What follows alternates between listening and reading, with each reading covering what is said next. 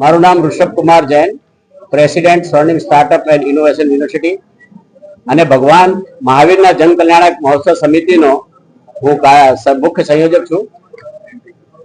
ભગવાન મહાવીરનો જન કલ્યાણક 56 મંદિર, દિગંબર જૈન સમાજના 56 મંદિરો ભેગા મળીને એક સાથે ભવ્ય અને વિશાળ અદ્ભુત રૂપે મનાવવાનું આયોજન કરવામાં આવ્યું છે, જે 10 એપ્રિલ 2025 ના રોજ અલગ અલગ મંદિરોથી ભેગા થઈ બે રથયાત્રાના રૂપમાં રિવરફ્રન્ટ, જ્યાં કુંડલપુર નગરી, જ્યાં ભગવાનનો જન્મ થયો હતો, એવી કુંડલપુર નગરીમાં ત્યાં રથયાત્રા આવશે. સંત શિરોમણી આચાર્ય શ્રી વિદ્યાસાગરજી મહારાજના પરમ શિષ્ય મુનિશ્રી અજીત સાગરજી મહારાજ અને યશમતી માતાજી એમના સત્સંગ સાથે એમનો આશીર્વાદ અને સાનિધ્ય આ કાર્યક્રમને, મહોત્સવને મળશે. 5 ભગવાન આવશે અલગ અલગ વિસ્તારમાંથી અને 5 ભગવાન અને મહારાજના સંઘ સાથે કુંડલપુર નગરીનું ઉદ્ઘાટન થશે. પછી બધા શ્રાવક સાથે મહારાજ અને ભગવાન મંચ ઉપર આવશે. મંચ ઉપર ભગવાન મહાવીરનો જન્મ થશે.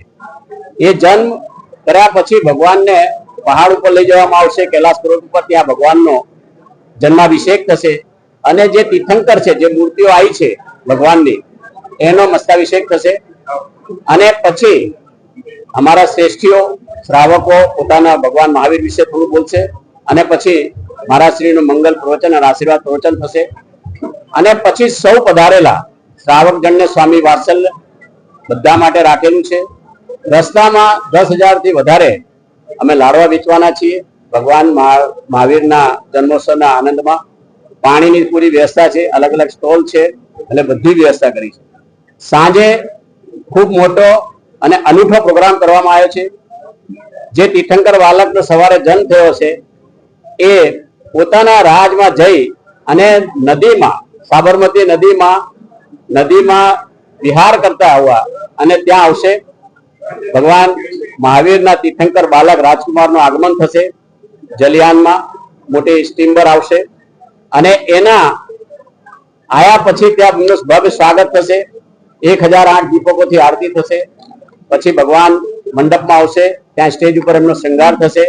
શૃંગાર થયા પછી પાલના ઝુલાવવામાં આવશે અને એ પછી એક ભવ્ય વિરાટ કવિ સંમેલનનું આયોજન કરવામાં આવ્યું છે, જેમાં ભારતના સુપ્રસિદ્ધ કવિઓ અહીં પધારી રહ્યા છે, જે જૈન ધર્મ, સમાજ અને રાષ્ટ્ર માટે પોતાના કવિ સંમેલનનું આમંત્રણ છે.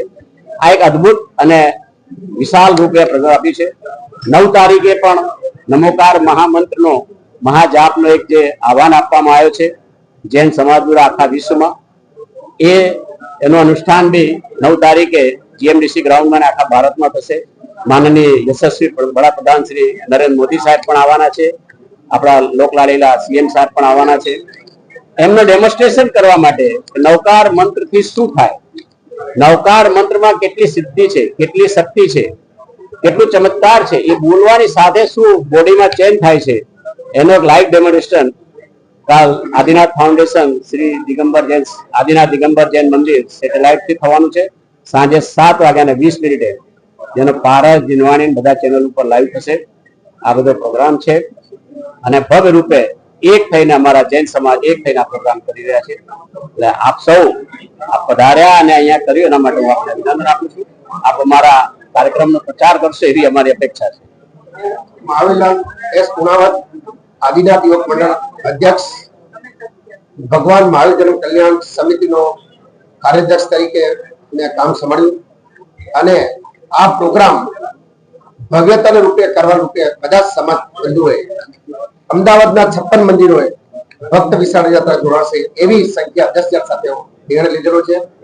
ભગવાન મહાવીરની અંદર એક રથ, જે રજત રથ છે, એને સાથે શ્રીજીને લઈને અમદાવાદની નગર ભ્રમણ કરીશું અને ત્યાંથી કુંડલપુર વલ્લભ સદન પહોંચશે. રથયાત્રામાં 50 થી વધારે ઓપન જીપ અને ડીજે જેવા બેન્ડ બાજા, 24 ભગવાનની ઝાંકીઓ, 108 સજાયેલી કાર, 500 થી વધારે 4 વ્હીલર હશે, 2000 થી 3000 જેવી 2 વ્હીલર સાધન દોડાશે અને ધર્મધ્વજા સાથે લઈને કીર્તન કરતા 10,000 થી વધુ ભક્તો આની અંદર કુંડલપુર જઈને અને ભગવાન મહાવીરનું જન્મ કલ્યાણ મનાવશે. એક સાથે 10 જાતિ વધુ પ્રભુ ભક્તિ સાથે સામે વાત્સલ્યનો પ્રોગ્રામ રાખેલ છે, એ પણ લાભ લેશે અને મુનિશ્રીનો ત્યાં પ્રવચન આવશે.